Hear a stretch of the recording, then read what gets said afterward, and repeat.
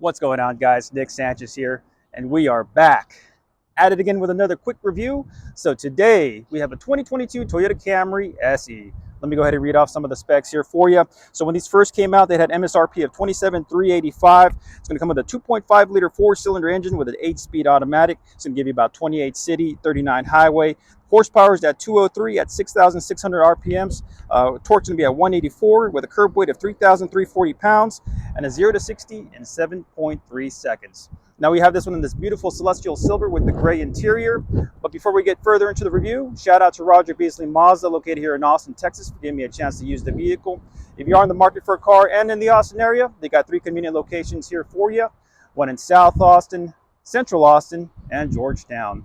Now with that said, let's go ahead and get right into the walk around. So let's go ahead and start from the rear. We got this beautiful Toyota Camry SE logo blacked out with the celestial silver. I really think it complements the color of the vehicle. We got these vents right here. Looks like they're non-functional. Let's go ahead and back on up. Now this one has these beautiful 18-inch Toyota rims with the black accents right there. So that looks really nice, really slick. Let's go ahead and back on up. And coming around the front, we got this nice grille here, a lot of plastic going on. Let's go ahead and take a peek on the right-hand side. As you can see, all non-functional though. Of course, in the front center, you do have functionality there, blowing air into the radiator portion of the vehicle. And let's go ahead and pan around the other side. We do have a nice blacked out lower valance right there on the vehicle. And then coming around to the back, you got the exhaust tips right there on the right hand side. Okay, before we take a peek into the trunk, here is the key fob, lock, unlock, the trunk button, and emergency button. You got the good old key switch right there. And let's go ahead and use that trunk button. Pops it on up right there. So we do have seats that fold down 60-40 split. Here are the carpets. Let me go ahead and open up the rear area. So we got, try and do this with one hand. Okay, so we got the tools set in this foam insert along with the jack, and then you got a handle that you pull up and you'll have access to the spare tire. Looks like a donut. All nice and compact right there. And here we got the 2.5 liter four-cylinder engine, and it's pretty simple, pretty straightforward. Just a nice clean engine cover right there, and this is going to give you that 28 city, 39 highway, making it a very optimal commuter vehicle. Let's go ahead and take a peek into the rear passenger side. On the panels right here, it's just a lot of plastic right here, a nice silver insert to break up the pattern. Down below, these are a little narrow, so maybe just regular water bottle and just a little bit more storage area right there. And then here are the seats. I know there's a little shadow in here, but it's gonna be a gray leatherette with a fabric cloth material. And then the seats in front of you, they do have map pockets. Center console, you have the little cubby right here, and then down below, a charging port with dual USB chargers. And of course, up above, you got the pilot light. And then here's a shot of the center console and infotainment center. Okay, let's go ahead and open up the driver's side. And pretty much same setup, a lot of plastic material with that silver insert in the middle, breaking up the pattern. And then the narrow little side passage for a bottled water. And on the driver's seat, we got power seats with lumbar support. And let's go ahead and take a seat. And we are now behind the wheel of the Toyota Camry. In the bottom left portion, you got your lights, skid control, the button for the trunk, gas release, and then with this little lever, nice little hidden pocket where you can put some change or any other miscellaneous things right there. Now behind the steering wheel, we do have paddle shifters up top, and then we got the menus button, back button, Bluetooth options. On the right hand side, the radar cruise control, lane keep assist, the cruise control options, and then the button for the radio. Okay, so let's go ahead and turn it on. And where is it at? Right here. Boom. Okay, and here are the menus. Starting.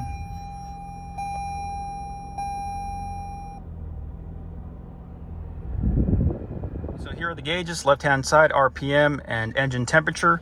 Very right hand side, the odometer, fuel. And in the center, we do have a couple of different options. Let me zoom in.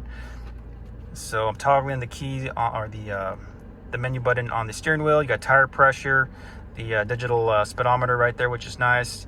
The eco modes, tanks, and then you do have options for your lane keep assist, messages, and other vehicle settings. Taking a peek at the dash, you got this nice plastic material that's almost like a leatherette, and then down below as well, like this leatherette looking material. So they did try to update the appearance of the Camry, and it is noted, especially with the exposed stitching like that, so it's very nice. The AC vents are integrated into the dashboard, and then we finally come to the infotainment center right here. Taking a peek at the home menu, you're gonna have your radio, phone connectivity, and then this option with other specs on the fuel consumption of the vehicle. Menu, you have additional options: audio, phone, apps, projection, info, settings. This one does not have the maps installed yet. Audio, of course, other apps and phone features. Down below, you got your emergency button, the defroster. Here's your AC controls. You do have dual climate.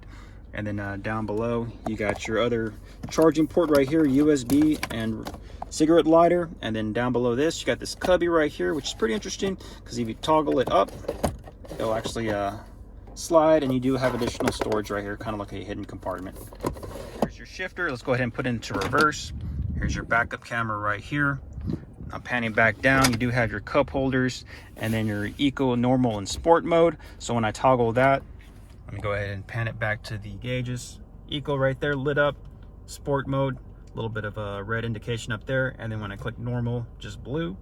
And then panning back down, you do have your center storage area, your glove box, and additional USB charging, and looks like an Android charger down there. On the passenger side, here's the glove box, nothing too crazy, and then your passenger seat with that gray leatherette and cloth insert right there. All right, so having a little audio trouble, don't have my microphone, so I'm gonna have to speak a little louder. We're in the back seat right here. The passenger side is all the way back. I'm an average sized guy. For the most part, I have plenty of space right now, plenty of head space. My feet aren't squished in, so if you are a taller person, you should have no problem with the head space. As far as the knee space, maybe they have to scoot up just a little bit, but as far as I'm concerned, you can fit 2 adults back here very comfortably. And before heading out, here are the lights. Nice and obvious LED light right there. And then on the passenger side, you do have these little sleek little lights right there, which is very nice. And then panning to the rear tail lights. Very simple and functional. All right, test drive time. So first things first, let's step on it. I do have it in sport mode. Oh yeah, this picks up very decent for the engine size and horsepower. This handles very nicely, very comfortable. I can see this being a good vehicle for just commuting in general and road trips as well. I mean, the seats that I'm in, they seem very comfortable with the leatherette and the cloth inserts, so that's nice. But overall, I am impressed with the performance of the vehicle. Of course, it's a Toyota, so it's not going to be spec'd out as much as I would like it to be. But so far, good handling. All right, let's go ahead and pull off to the side of the road on a different route. And let's go ahead and talk about my personal opinion about the exterior and interior of the vehicle. Okay, let's go ahead and talk about the exterior. So the Celestial Silver, I'm just a big gray and silver car guy to begin with, so I am a fan of the Celestial Silver. The black accents that they used, even though a lot of those vents are non-functional, I do think it really brings in the colorway together, especially with those 18-inch wheels with the black little accents as well, and of course that black lower valance, tying the vehicle's color very nicely together, making it very sleek and elegant looking on the road for Camry at least. Now for the interior, I do like the materials that they used to make the vehicle look a little bit nicer, although you know they are fake leather, whatever you want to call it.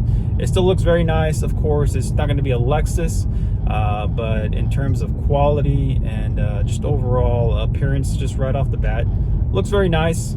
The technology is great. I mean, you got your smart radar cruise control, you have your lane keep assist, and of course you got plenty of options in the gauges to kind of tailor your experience to where you want it to be.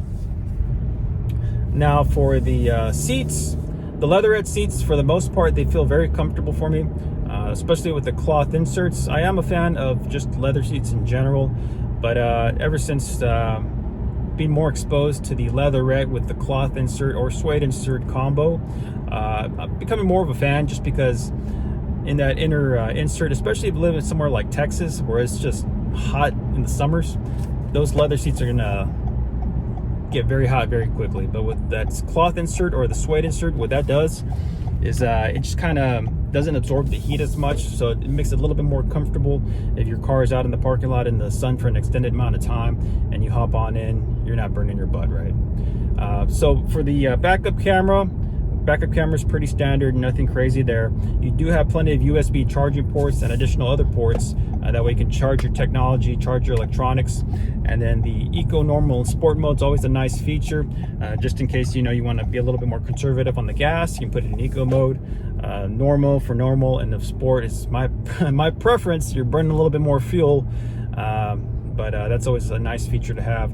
That way you can just customize your driving experience to your needs. And last but not least, let's talk about the space and the fuel consumption. So the back seats are pretty spacious for the vehicle. Like I mentioned earlier, you could probably fit 2 full-size adults there pretty comfortably, and that's always a plus.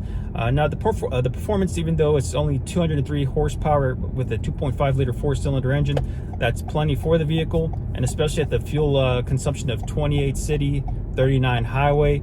I think that's really the peak of this vehicle. Meant to be a commuter car, meant to be reliable. It is a Toyota, and I think that's what really makes this car an overall great pick myself. And that's it for this quick review on the 2022 Toyota Camry SE. If you enjoyed the video, please give it a like. If you want to see more car review videos, hit that subscribe button. Once again, shout out to Roger Beasley Mazda for giving me a chance to use the vehicle. You can check out their inventory at rogerbeasleymazda.com, and I'll go ahead and leave a link in the description down below. Alrighty, folks. Catch you in the next review.